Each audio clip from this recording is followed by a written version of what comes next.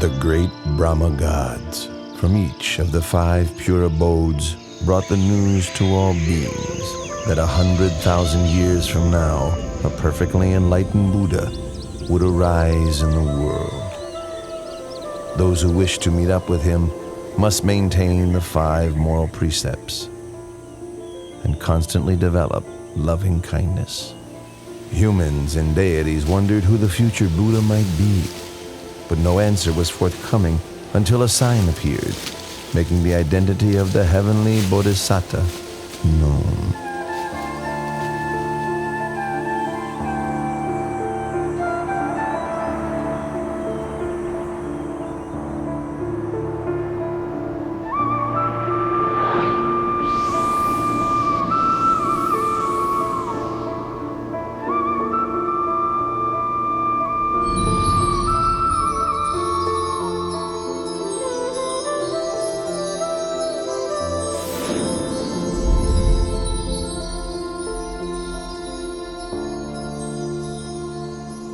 The deities and Brahmas met together for the sake of inquiring who the enlightened one would be. At that very moment, the answer became clear, as they all saw the 5 preliminary signs appearing in Santusita Devaputta.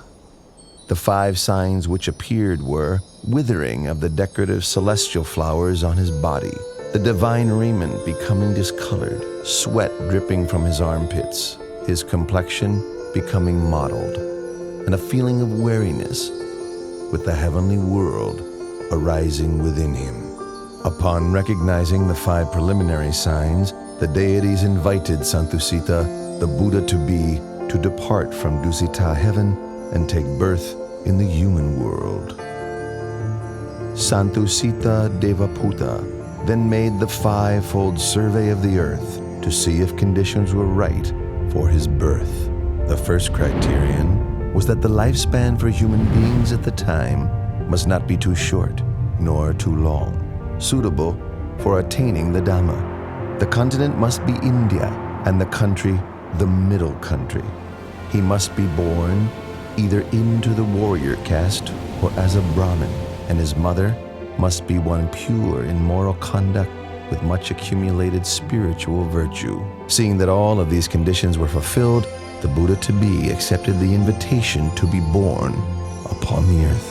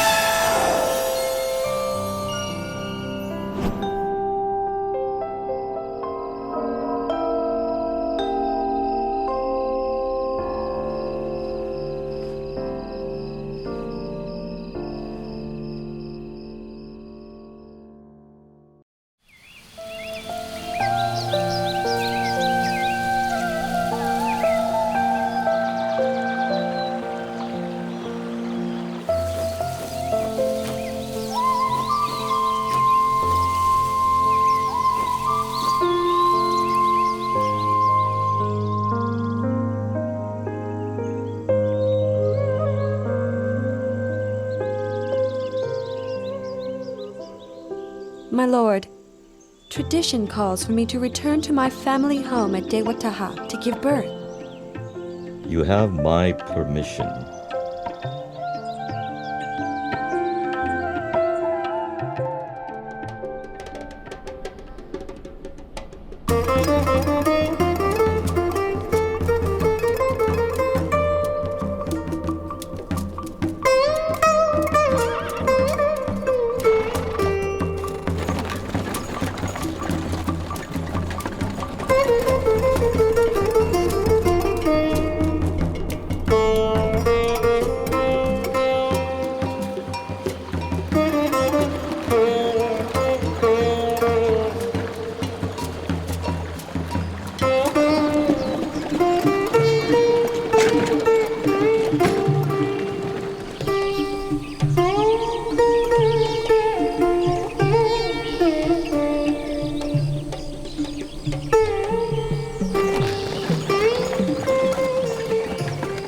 Counselors, let's stop and rest here. We have now completed half of our journey.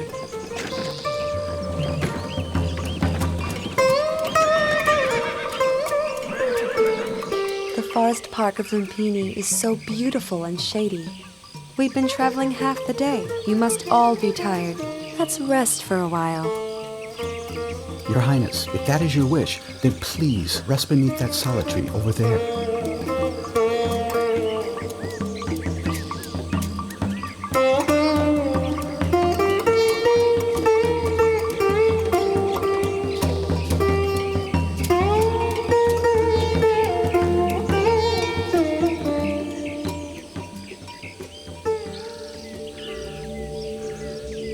I feel as if I'm about to give birth. Quickly, join in and help. Her Majesty's time has come. Hurry, hurry!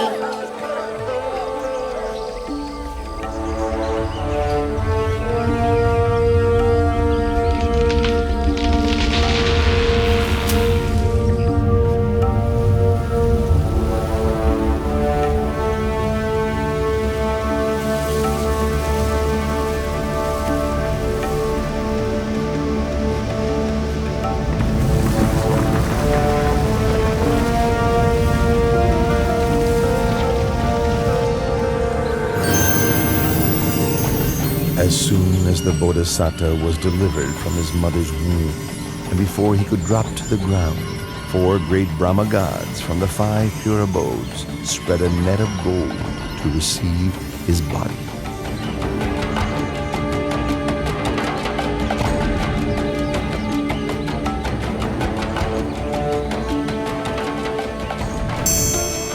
On that day, the full moon of the 6th month, the year of the Buddha's birth, equivalent to 623 BC.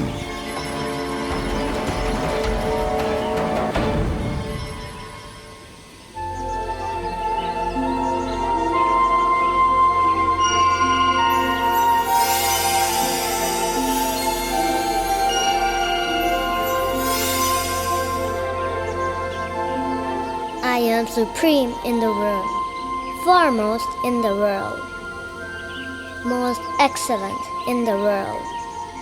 This is my last birth. There will be no more birth for me.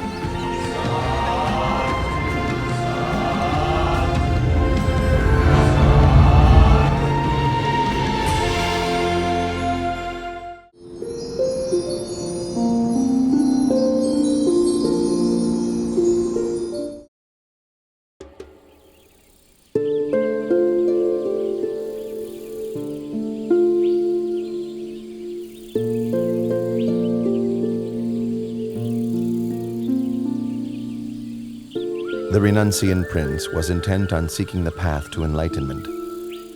So he took up 3 of the extreme ascetic practices that were favored by the practitioners of those days. For the first period, he pressed his teeth against his teeth and his tongue against his palate, so firmly that sweat ran from his whole body.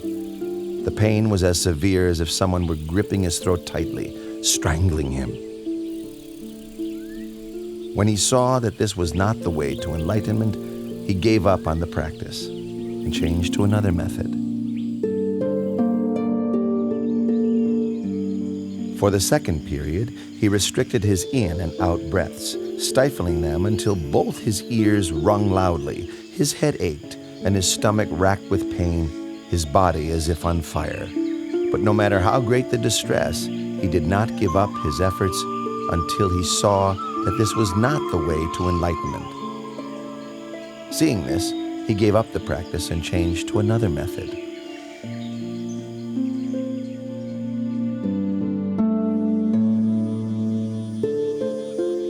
For the third period, he fasted until he was emaciated, wrinkled, his complexion discolored, his bones and sinews extruding. Exhausted of energy and suffering greatly, rubbing his hand over his body, the hairs stuck to his palm.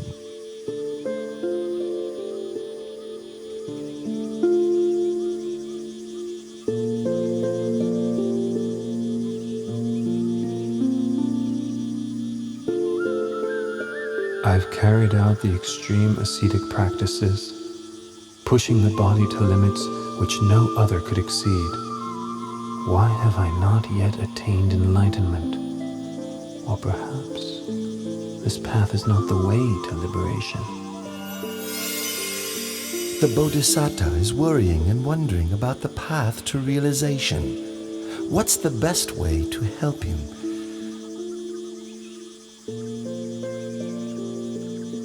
Aha! This is the way.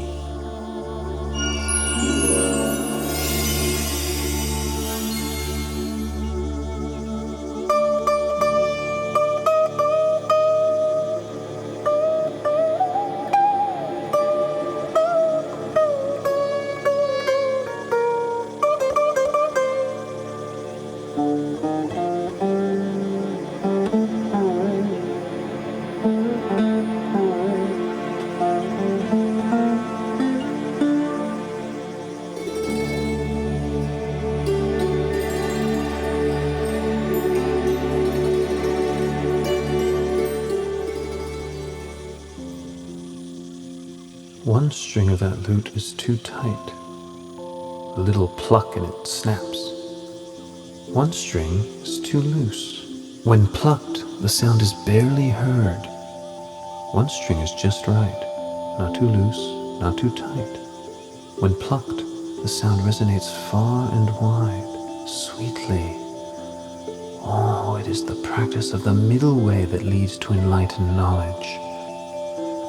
But the current state of my body surely can't support efforts in developing the mind along the middle path of practice.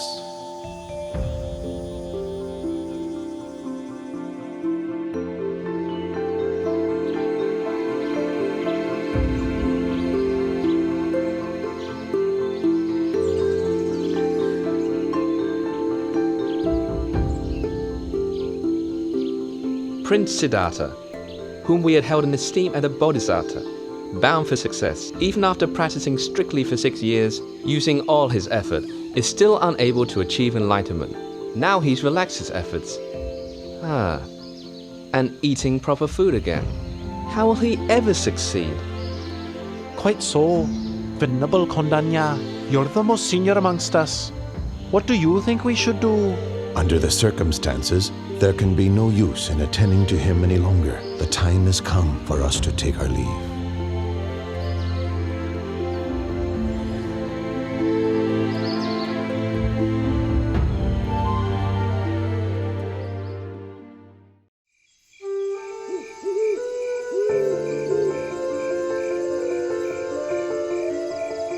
On the night of the 14th waxing moon of the 6th lunar month, as dawn was approaching and the Bodhisattva close to waking, 5 auspicious signs appeared in his dreams.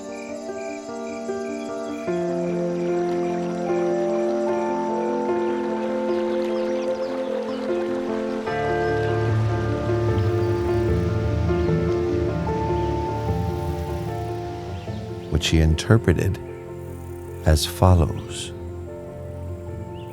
1. He would achieve enlightenment as the Buddha. 2. He would declare the true Dhamma, for the benefit of all humans and deities. 3. A great number of people would come to train under him, thus establishing the Buddha, the Dhamma, and the Sangha. 4. People of all castes and classes after training under him would come to understand the same pure Dhamma. 5. People from all over the world would bring offerings to him to express their faith and trust, but his heart would remain unstained by even the slightest attachment to such wealth.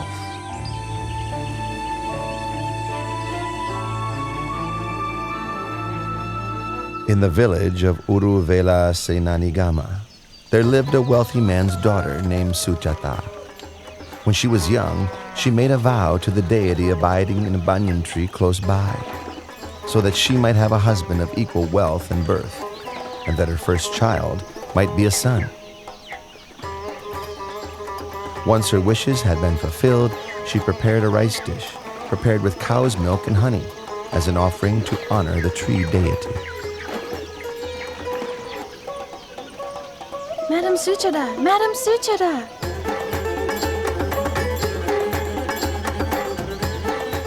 What's the matter, Puna? Why are you rushing in such an excited way? It seems that the tree god has come to receive your offering. I saw him at the banyan tree over there with my own eyes. He's glowing with a beautiful halo all around him.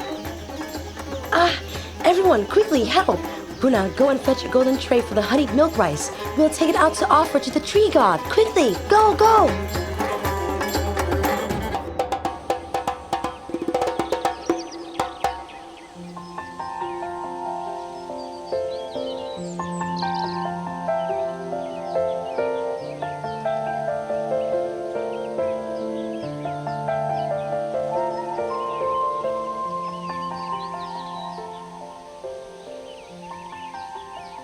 All of my wishes have been so graciously granted. Please, may I offer this meal of honeyed milk rice and this golden tray to you?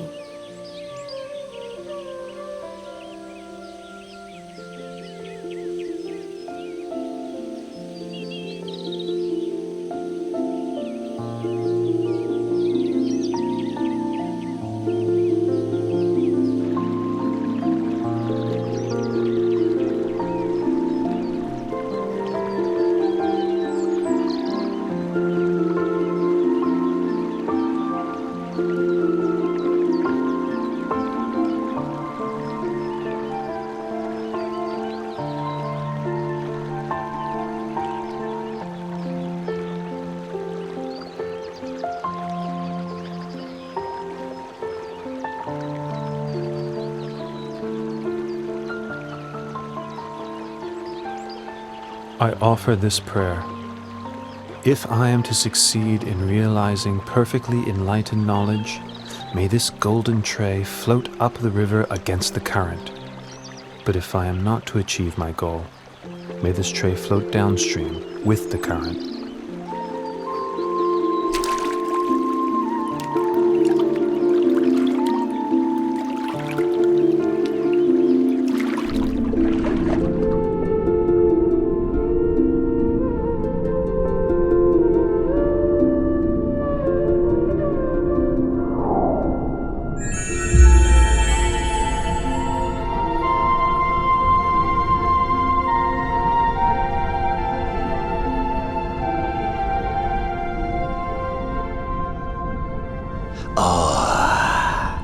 In no long time, 3 Buddhas have become enlightened here, and now one more is about to attain to the Dhamma.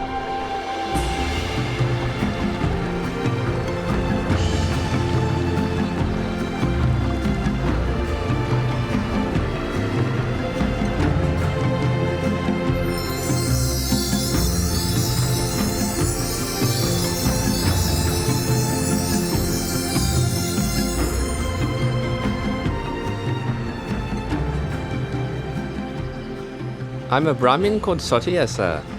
I'm inspired with great faith at the sight of you. Please let me show my respect. May I offer you 8 handfuls of blade grass?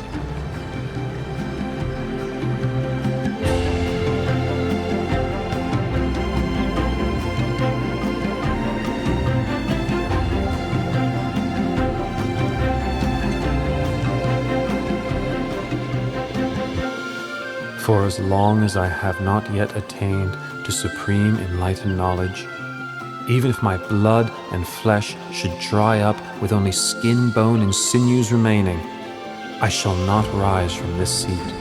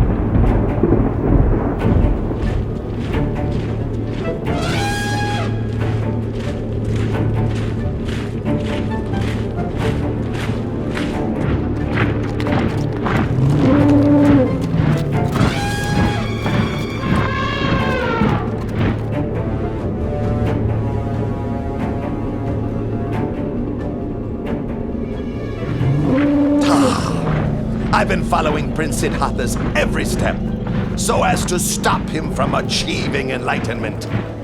If I let him go ahead with this, he'll slip out of my grasp for sure. I must cut him off now.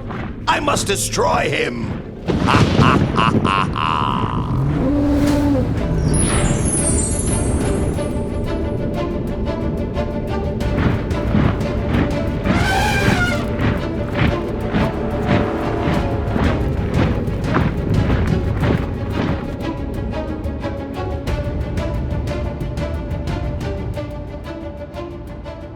The power of the Bodhisattva's spiritual qualities and goodness, accumulated over countless lifetimes, protected him as though in invisible armor, his heart steady and peaceful, unshaken by fear.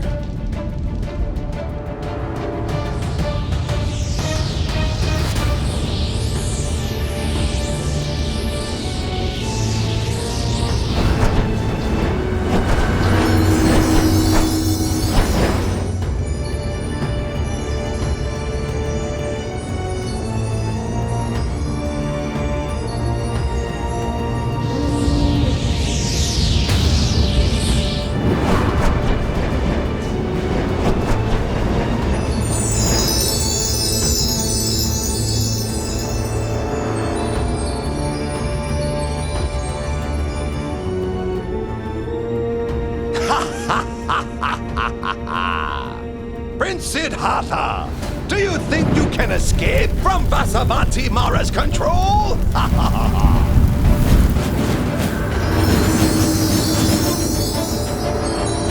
Huh?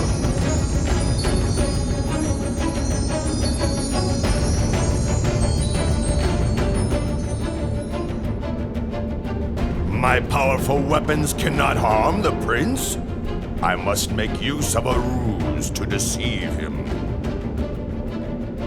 Prince Siddhartha, the seat you sit on came to be because of my own spiritual powers.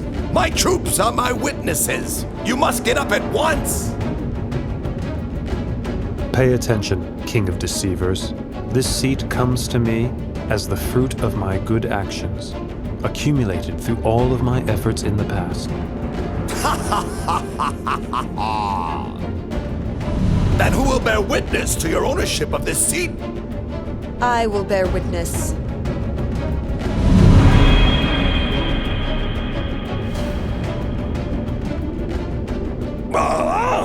Dharani, goddess of the earth!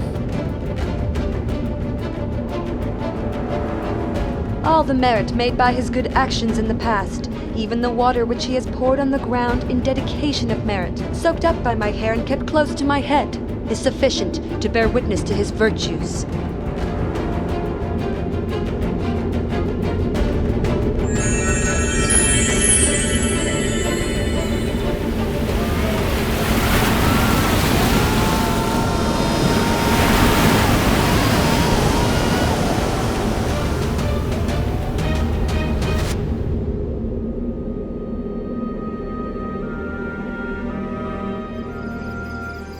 After his victory over Mara and his host of deceivers, the Bodhisattva's mind was firm, focused, and concentrated.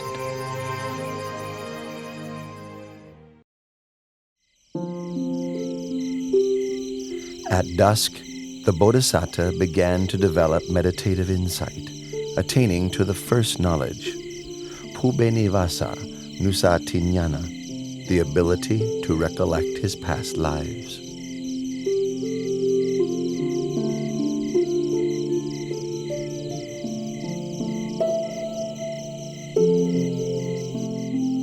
In the silence of the late night, he attained the second knowledge, Kutu Papa Tanyana, knowledge of the passing away and rebirth of beings according to the results of their actions.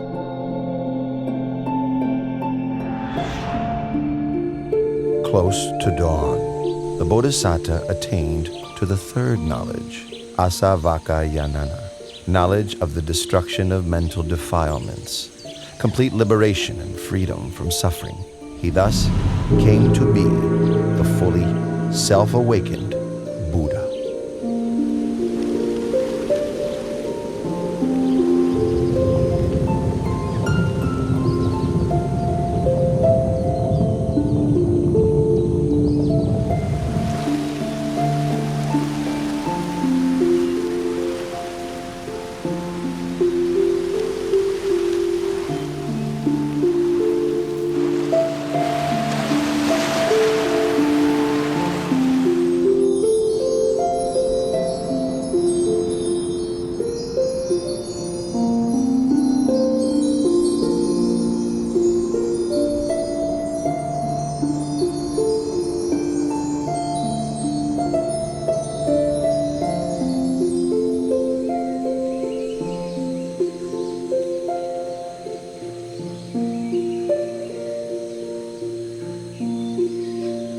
Craving. With you I've been born again and again, but now you are revealed, and your power redundant.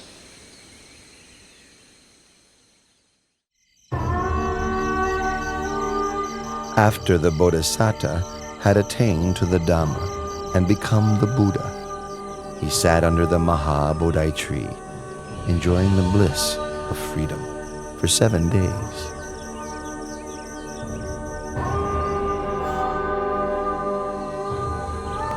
Then he went and stood in the open, gazing back at the Maha Bodhi tree and recollecting its virtues. He stood there and gazed without blinking for 7 days.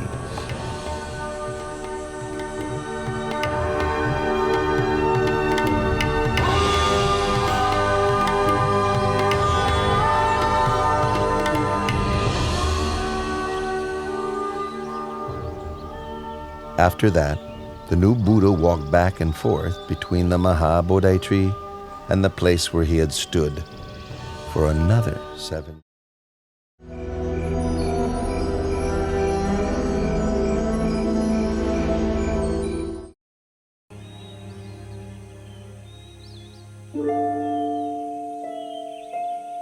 Oh Lord, your complexion is splendid, clear and bright. What a wonderful sight. Ananda, the Buddha's complexion appears pure and bright on 2 occasions. One before the moment of enlightenment, and the other before the moment of parinibbana. We must quickly travel on to Kusinara.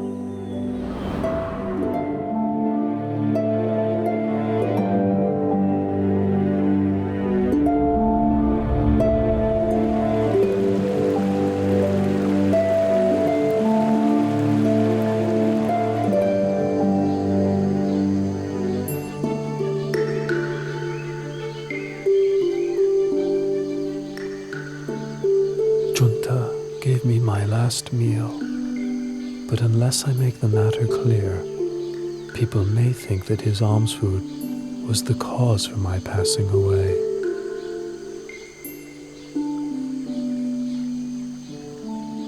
Ananda, alms food offered on 2 occasions is of special merit and will give great fruit. The honeyed milk rice offered by Sujata supported me at the time when I ended the mental defilements. The Sukara Madhava offered by Junta will take me to the ending of the 5 aggregates, the last residue of conditioned thing. Should anyone blame Junta, you should explain what I've told you. Should Junta blame himself, you must ease his worry with these words of mine. The food which Junta offered to me was the final meal that sustained me.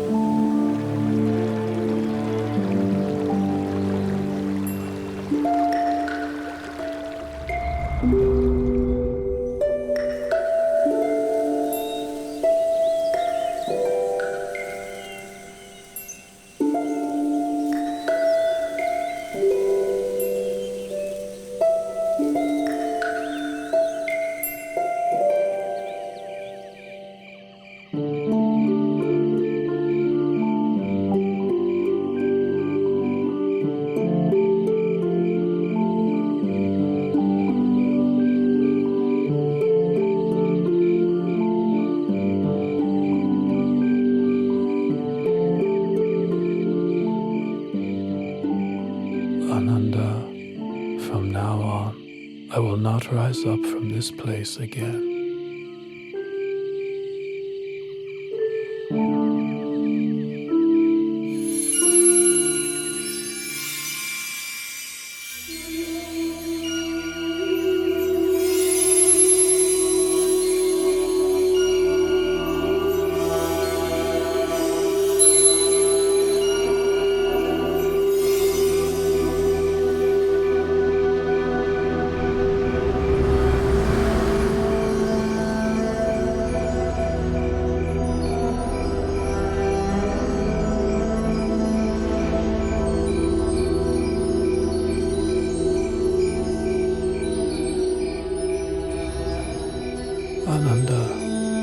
If in the future someone should offer material things of great value as tribute to me, no matter how great the value of such thing, such a tribute would not be the highest homage.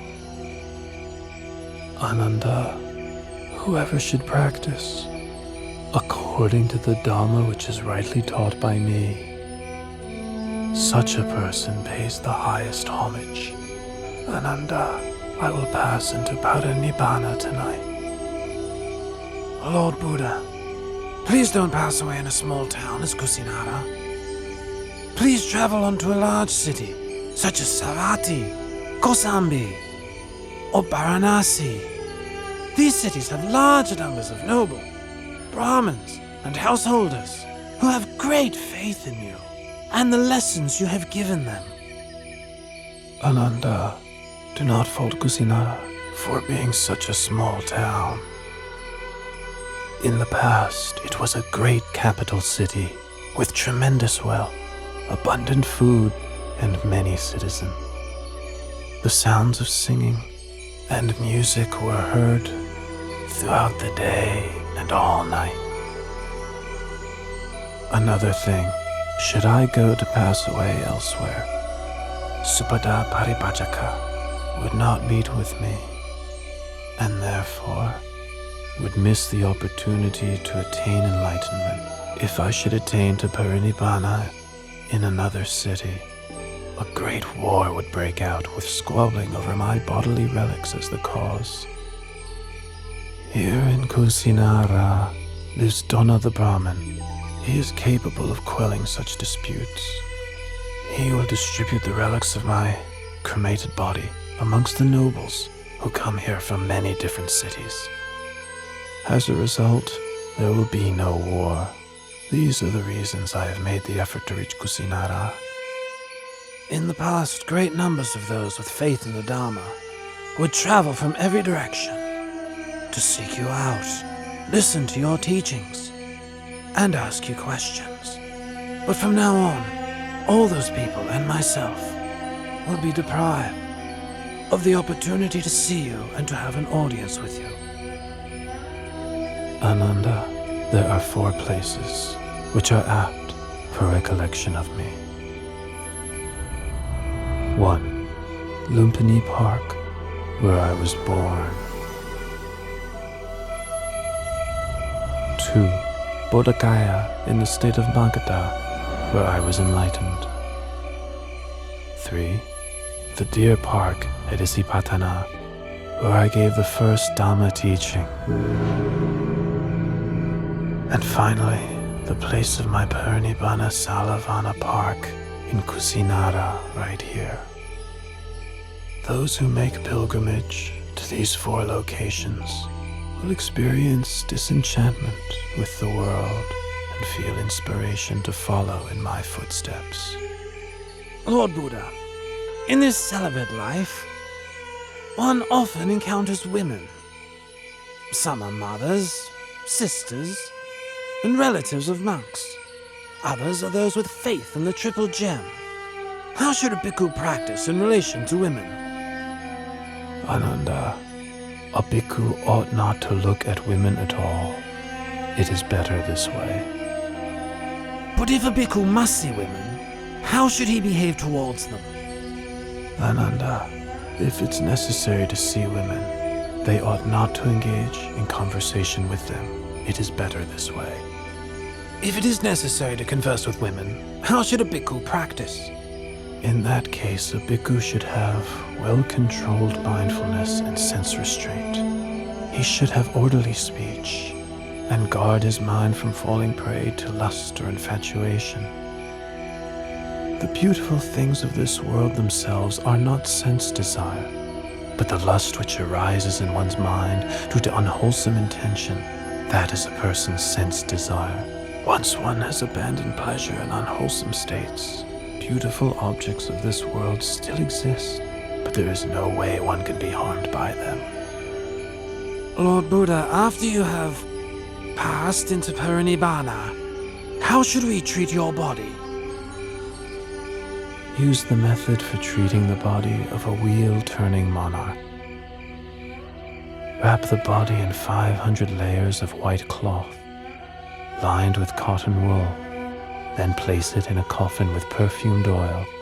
Then place the coffin on a pyre of sandalwood.